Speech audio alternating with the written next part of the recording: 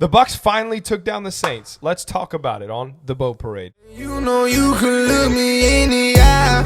It's all because of Jesus. He the reason I'm alive. I live by faith, by grace. You know that I ain't gotta strive. They told me tone it down. Yo. My name is Jared. His name is Ryan, and we are the Boat Parade.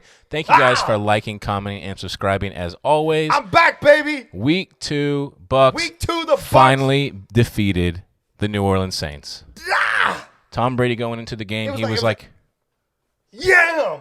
Is that what it was like? No, it actually was a kind of boring game. Now, It was a terrible game. I just drove in from Louisiana today. You did. On this day. And I came from Baton Rouge. What was that meme that go, to this day? No idea. To this day. Y'all know what I'm talking about. Anyway, I drove in today. I actually watched that game in Texas.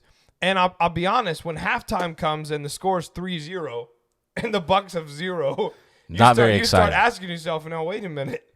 We got the best quarterback in the league. Leonard Fournette be talking all that smeekies. And so it's like, yo, this game was supposed to be hot rocking. And so the game kind of gets going. One thing that surprised me about this game against the Saints, I had made some comments on some IG postamentes that Leonard Fournette was going to be really valuable against the Saints. I thought we were going to have a lot of running yards, a lot of rushing yards. And they totally shut him down. Not Leonard Fournette's fault. It was just the Saints have the Bucs offensive number. Yeah, and our O-line just couldn't push him into any gaps. They couldn't get any gaps for him at all. He was just running into the back of the O-line. Yeah, it was no movement. They weren't getting movement, no space created. That was kind of weird for me. And then obviously, when you have 0 points at halftime, it doesn't matter who you're playing, much less playing the Saints. If you don't score, you don't win football games. It's tough to win when you don't score. Yes, Ryan. If you have 0, now you can win with 3.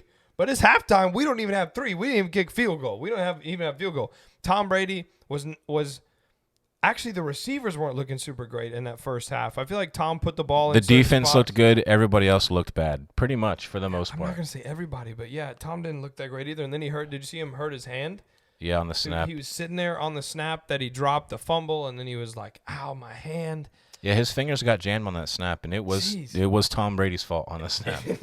From somebody that played center, it was Tom Brady's fault. He watched the thing. He was like, "No, that snap was perfect. That was Tom Brady's fault." It was a Tom Brady he went put to out. grab the ball before.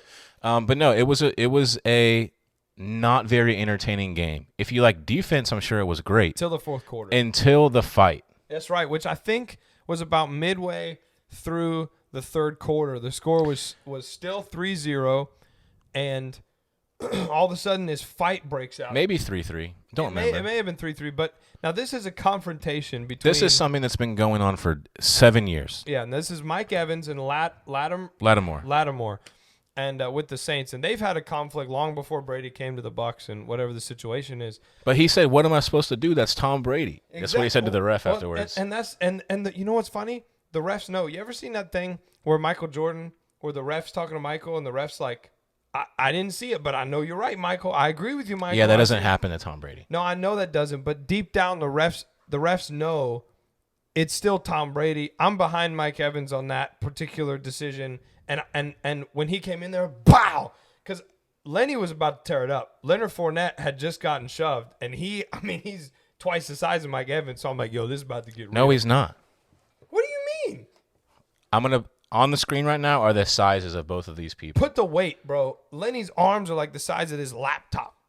Leonard Fournette's is like as big as my head. The point is, what I saw. The point is that was a turning point in the game. And that was when they turned it on, and that's when they won the game. And you know what it was? Maybe we could put the video on the screen, but I watched Tom Brady when he got pissed off. Lat was talking that crap. And so Tom turns around, and he's like, what? And he starts walking towards him, and he has his fist balled and his arm flexed. His fist balled and his arm flexed, and he's walking towards this dude. And I thought, he said some explicitives. I said, oh, snap. This is not the Patriots. This is Tampa Tom Brady ready to throw down on whoever talking that smack. Tom Brady is a different human being since he's lived in Tampa. The 813 has done something to that man. Yo, people were posting memes about when he was throwing the thing and was like, shout out to Real Tampa. That guy on Instagram is so funny, bro. He's funny.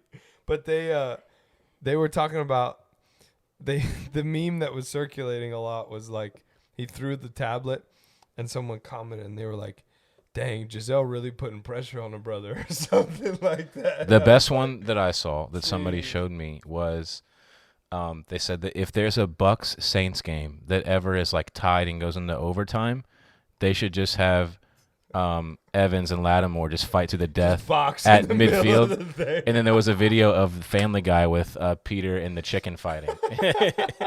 That was the best. Oh, jeez. Well, that was when they really turned things around. The defense was ball hawking. Devin White said it after the game, talking a little trash about Jameis Winston, saying, hey, we know Jameis. We knew he was going to throw picks eventually. And then they got 3, including the pick 6. That was it really helped seal the game by the defense putting those points on the board. We have a big test next week to see what our offense is all about, because we've kind of had 2 low-scoring games. Defense has played phenomenal, only allowed 13 points in the whole season. Can we continue it next week versus the Packers? We will see.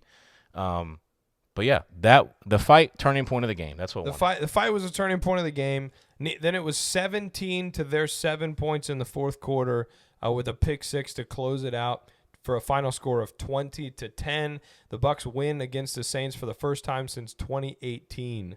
So this minus beating them in the playoffs. This is talking about regular season. They figured us out in the regular season. I don't know. Tampa teams do that. I mean, the Lightning do that. They turn it up a notch in the playoffs. But that thing's finally over. And when we went through our season looking at what we thought the record was going to be and these things, I said from the beginning, if we beat the Cowboys, we're going to beat the Saints. And that's exactly what happened. We beat the Cowboys and we beat the Saints. I think we have a really good shot at starting this season 4-0. Did you know that teams that start 2-0 in the NFL have a 63% chance of making the playoffs? I didn't know that. That's the stat. If you start hot, it's easier to keep the trend going. So we'll see if the Bucs can keep doing that going forward next week. At home opener, September 25th. We'll be there, baby. Look out for the Bowl Parade boys in the new seating section of Ray J. We'll be there. We'll post a reel of the new pretty little seats. My butt will be the first butt ever to sit in one of these seats at a game. We're very honored to be there at the Packers game, compliment of this amazing guy right here.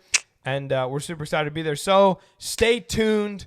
We're going to have some great Bucs content coming out.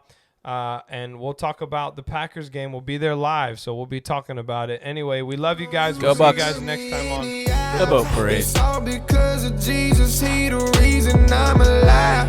I live by faith, by grace, you know that I ain't gotta strive. They told me, Tony.